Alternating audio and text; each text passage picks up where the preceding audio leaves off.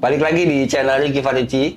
Jadi pada kali ini agak sedikit berbeda karena di samping saya ada teman saya. Dia YouTuber udah lama, cuman nggak aktif, udah berapa lama nggak aktif. Cuman kita mau hidupin lagi YouTube-nya dia, yaitu Mr. Gudeg. Nah, Wow. Kenalin? Halo guys. Oke, jadi pada kali ini kalian udah lihat ada 3 helm di depan. Jadi tema kita kali ini adalah pembahasan tentang histori dari masing-masing brand ini. Kebetulan kita ada 3 brand di depan. Kita representasikan, ada Sui, ada AGV, ada Arai.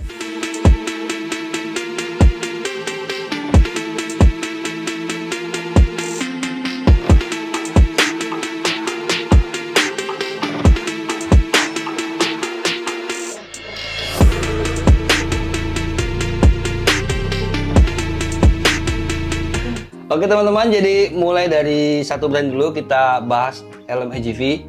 Mungkin kalian udah nggak asing lagi karena beberapa video saya sebelumnya saya bahas tentang AGV, mungkin ada 9 atau 10 video. Wow. Jadi kita bahas di helm AGV dulu. Jadi AGV ini brand asal mula itu dari Italia. Sesuai dengan lambang yang ada di depan sini, dia kan bendera Italia ya. Nah, dia itu bener-bener base-nya dari Italia, tepatnya di Valenza teman-teman. Jadi AGV itu sebenarnya singkatan dari nama pendirinya itu Amisano Gino. V-nya itu Valenza, jadi tempat dia berdirinya si AGV ini teman-teman. Lalu kalau kita lihat shape-nya aja, kita lihat histori dari shape-nya aja nih. Ini sebenarnya shape ini shape helm sebenarnya. Jadi kalau kalian lihat nih bentuknya kayak helm tapi siluet dari depan teman-teman. Nah, ini dia direpresentasikan dengan bendera Italia putih, hijau dan merah, dan singkatan lagi AGV. Itu dia lahir di tahun 1947. Nah teman-teman, AGV ini kan berdiri di tahun 1947. Jadi pendiri mulanya, asal mulanya itu yang Amisano Gino itu dia meninggal di tahun 2009. Jadi dia ini dipegang langsung sama Amisano Gino itu sampai 2007 teman-teman. Nah di 2008 Valentino Rossi itu dijadikan sebagai presiden direkturnya di AGV teman-teman. Nah dulunya AGV itu bukan produksi helm sebenarnya malah. Jadi produksi apa tuh? Nah jadi dia dulu, kalian kan tahu dulu kan kalau jok motor zaman dulu tuh kan benar-benar kulit asli ya. Jadi dia diproduksinya pakai kulit asli. Nah itu dia awal mulanya buat jok kulit saddle. Wow. Gitu. Kemudian perlahan-lahan ke depannya dia mulai masuk ke kayak produksi jaket. Dia ngasih part-part kulit di jaket. Kemudian di tahun 1954, nah dia baru memperkenalkan fiberglass helmet. Jadi dia benar-benar helm itu dibuat dari fiberglass. Kalau zaman dulu kan belum ada karbon ya. Jadi dia masih pakai fiberglass. Nah, yang tadi saya bilang di tahun 2008 setelah dia collab sama Valentino Rossi, nah dia dijadikan presiden director. Karena lalu AGV ini sebenarnya dulu itu mengalami masa-masa sulit di awal-awal tahun 2000-an teman-teman, setelah insiden di Formula One. Dulu Niki Lauda tuh yang pembalap Formula One yang dulu mungkin kalian tahu ya.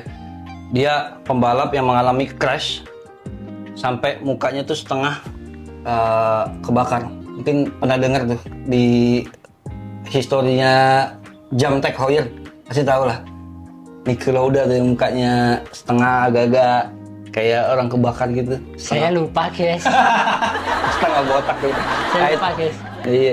Jadi memang AGV itu nggak mudah ya untuk sampai saat ini di titik ini. Jadi dia dulu tuh di tahun 1968 dia masuk ke film-film Hollywood, sponsorship ke pembalap-pembalap MotoGP, Grand Prix. Nah ini pertama kali dia dikenal di dunia MotoGP itu dipakai sama Kenny Robert, Angel Nito, mungkin Giancomo Agostini tahu juga. Nah pastinya Valentino Rossi yang membawa AGV sampai sebagus ini sampai sekarang gitu. Dia dia sering juga collab dengan beberapa pembalap muda ya. Di Moto2 juga ada ya, Moto2, kemudian juga di Moto3 juga ada yang pakai gitu. Dan di 2017 ini adalah satu-satu helm yang pertama kali dibuat dengan full karbon, itu di 2017. Gitu. Coba kira-kira kalau kita compare ke brand lain gimana dengan Mr. Gudeg ini nih? Menurut Mr. Gudeg gimana nih? Kalau pengalaman Mas Tiko kan punya nih. Nah, punya AGV juga, gimana nih kalau menurut Mas Tiko tuh AGV kesannya gimana setelah pemakaian? Ya karena saya belum pernah coba Arai dan Zoe, ya saya sih tetap pilih ini sih. Cuman kata orang sih dua helm Jepang ini katanya sih oke sih katanya. Di kepala orang Asia ya. Benar-benar, karena memang base-nya kan mereka berdua ini kan Asian ya, Asian Factory, jadi pasti dari segi size, bentuk juga mengikuti Asian Fit, bentuk rata-rata orang Asia gitu. Memang kalau AGV kan cenderung lancip, mungkin karena orang-orang Eropa kan bentuk mukanya agak sedikit ramping dan lebih lancip ya di bagian rahang dagu gitu teman-teman. Mungkin untuk AGV sekilas itu aja sih untuk historinya, yang karena historinya nggak terlalu panjang ya kalau untuk AGV, karena terus terang kita pun cari info ini sampai ke berbagai sumber ya. Mbah Dukun juga. Kita lihat Baskom tuh kira-kira apa di pandangan masa lalu tuh kayak apa gitu untuk AGV gitu. Oke. Sekarang kita lanjut ke Arai. Oke, Gina, silakan. Arai. Kita akan lanjut ke helm Arai. Oke, teman-teman, langsung aja. Jadi ini Arai ini diproduksi Jadi awal mula Arai ini berdiri pada tahun 1900 ya guys ya. 1900. Ya, itu pendirinya namanya Yuichiro Arai. Benar-benar orang Jepang asli. Ya, pertama kali dia tuh produksi sebenarnya topi perang. Topi perang. Terus sampai 1930 akhirnya anaknya namanya Hirotake Arai mulai merambah ke dunia motor. Otomotif. Jadi selama dari 1930 sampai pecahnya perang dunia kedua, itu dia masih produksi. Lalu dari pecah perang dunia kedua gara-gara Pak Man Hitler itu, jadi dia stop dulu nih produksi helm. Karena perang dunia ya, jadi pada vakum semuanya ya untuk produksi segala macam. Pas baru pecah, cuman di tahun 1940, jadi setelah perang dunia 2 pecah, dia kan stop dulu tuh, gara-gara paman Hitler ya. Lalu di tahun 1940-an dia mulai bikin helm konstruksi helm proyek ya? Iya, helm cetok nih namanya. Cetok. Kalau di Indonesia namanya helm cetok. Udah nggak boleh kalau Indonesia sekarang pakai gitu. Masih di proyek. Di proyek. Ya, di proyek bisa. Tapi kalau motor udah nggak boleh ya? Boleh, kayaknya di Thailand masih ada yang pakai sih kayaknya ya. Boleh? Mungkin beda negara ya, beda kebijakan. Kayaknya sih ada yang pakai ya, kalau di TikTok gitu dia masih ada ya. Lalu 1950 Arai ini mulai produksi helm motor. Terus awal mulanya dia merambah ke pasar Amerika Serikat. Jadi di tahun itu dari yang saya baca hampir semua pembalap Jepang ya menggunakan Arai ya. Atau Arai atau Suil ya, kedua itu ya brand Jepang di paling tahun kuat sekitar ya. itu. Lalu setelah itu Arai ini merambah ke pasar Amerika Serikat, lalu menggait pembalap Grand Prix non Jepang. Jadi yang pakai nggak cuma orang Jepang aja nih, orang Amerika Serikat Grand lah. Prix ya dulu ya. Terus dari situ Arai produksi helm terus mulai berkembang lagi. Lalu pada tahun 1999 sampai 2011 Arai dinobatkan jadi helm terbaik selama 13 tahun berturut-turut. Gila, keren ya. Ya. Padahal di saat itu justru AGV belum punya nama loh di tahun itu. Arai udah menguasai produksi helm dan dia helm terbaik malah ya. Hebat. Oke. Jadi gitu sekilas untuk brand Arai. Nanti untuk fitting atau segala macamnya nanti kita bahas di video lain. Sekarang kita mulai historinya di helm Sui ini teman-teman. Jadi langsung kita bahas mengenai Sui ini. Jadi Sui ini seperti namanya ya, hampir mirip-mirip kayak Arai. Dia sama produksi di Jepang di tahun 1959 tepatnya dia lahir. Jadi ini mungkin di antara 3 brand ini yang paling bontot nih. Dia baru lahir 1959. Namanya adalah Eiichiro Kamata. Kenapa dinamakan Sui? Nah, Sui itu sebenarnya kok frase antara dua kata ya. Yang satu pertama adalah Showa. Showa itu dinasti, teman-teman.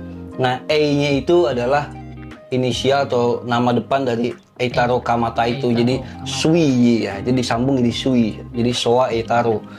Oke, jadi di awal pertama kali dia launching itu 1959 itu dia belum memproduksi helm untuk motor atau untuk bermotor ya, tapi dia lebih ke helm konstruksi layaknya kayak Arai dulu. Wah, gitu. Rival berarti. Rival dia di negara sendiri ya. Iya, rival helm konstruksi. Sama-sama di helm cetok.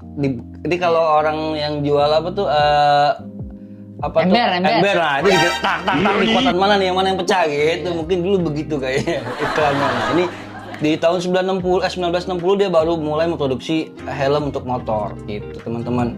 Dan kemudian langkah mereka untuk masuk ke dunia otomotif adalah menjadi helm standar untuk Honda. Jadi dulu mungkin kalau orang beli motor Honda tuh helmnya udah Sui, keren ya. Sekarang helm Honda apa TRX ya. Helm yang tipis dan gampang pecah itu, teman-teman. Jadi di tahun 1970 kemudian dia baru memperkenalkan helm pertama dia menggunakan karbon yang sampai sekarang diproduksi. Dulu pertama kali model dia yang booming itu adalah X-Spirit, dan sampai sekarang udah X14 atau apa ya, saya juga nggak terlalu mengikuti sih untuk helm Sui ini. Nah, ini kebetulan ini adalah, kalau ini sih kalau nggak salah yang seri Daijiro Kato ya. Iya. Daijiro Kato, dia ya itu identik dengan angka 74 Daijiro Kato. Dan ya dia punya karakteristiknya mirip-mirip ya sama AGV. Lancip-lancip ya, kayak gitu. Dan ia terkenal lagi karena yang pasti sih dia nge-guide Marc Marquez yang pasti. Dan banyak pembalap-pembalap di MotoGP yang pakai Sui juga. Ada juga banyak. Jadi memang mungkin dari sejarah garis besar nih 3 brand ini bersaing ya di 3 brand besar di MotoGP ya saat ini ya. Sebenarnya ada satu lagi ya, HJC, cuman saya nggak punya sampel helmnya, jadi saya nggak bahas. Mungkin next kalau saya dapat sampel helmnya saya bahas, bener nggak? Oke, kita saya bawa teman yang lain yang punya HJC, gitu teman-teman. Oke teman-teman, kira-kira mungkin itu aja kali ya untuk sekilas dari histori 3 brand ini. Coba kalian komen di bawah, teman-teman. Komen di bawah, kira-kira apalagi nih yang harus kita bahas nih untuk kedepannya di video-video berikutnya, di vlog-vlog berikutnya. Mungkin misalkan teman, ada yang bilang coba Om Ricky review helm HJC gitu kan. Ntar coba kita cari bahannya teman-teman. Terus juga kalau ada masukan lain, Om Ricky tolong review part-part motor. Nah, kita coba cari bahannya juga teman-teman. Pokoknya request aja apa yang akan yang masukan mau balik bagi kalian untuk kita semua, supaya kita memprovide video-video bagus ke kalian, dan kalian juga pasti seneng ya dengan requestan kalian gitu. Itu aja sih. Apa yang ingin kalian apa yang ingin kalian tonton akan kami hadirkan, kawan-kawan. Itu dia. Jadi Anda ada, kami pun ada untuk Anda. Yeay. Capres nomor 2. Wah, ini bukan kampanye teman-teman. Ya maksudnya nomor 2, 1, 2 Ya, gitu. coblos kita. Iya. Jadi 2 nomor maksudnya, bukan nomor 2 nomor. Ini Iya. kebalik nih, harus direvisi nih. Ini nih tayang di saat kampanye soalnya nanti. iya, nih. iya, Jadi iya. nggak boleh nih. Oke, jadi sampai sini dulu. Jangan lupa subscribe channel Ricky Farici dan juga channel Mr. Gudeg. Nanti kemudian kemungkinan di masa akan datang Mr. Gudeg mungkin akan aktif lagi di dunia YouTube. Siapa tahu kita support aja teman-teman. Dia juga dulu yang ngajarin saya mengenai YouTube tuh dia awalnya. Cuman saya males guys, lanjutin guys. itulah teman-teman. Jadi intinya adalah jangan malas teman-teman, oke? Nah, jadi sampai sini dulu. Terima kasih sudah nonton video ini sampai habis. Jangan lupa subscribe, like, dan komen. Kemudian nyalakan lonceng notifikasi. Dan jangan lupa yang pasti follow kita berdua, subscribe. Nanti di deskripsi ada link untuk follow Mr. Gudeg. Oke teman-teman, terima kasih. Mohon maaf apabila ada salah kata. Sampai ketemu di video-video dan vlog-vlog berikutnya. Bye. Di luar skrip, di luar skrip. Oke guys, jadi hari ya sebentar. Arai.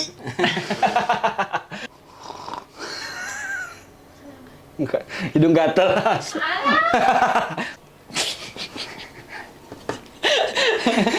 Saya bingung mau ngomong apa. Ya awal-awalnya ngomongnya gimana ya? Aduh. Jadi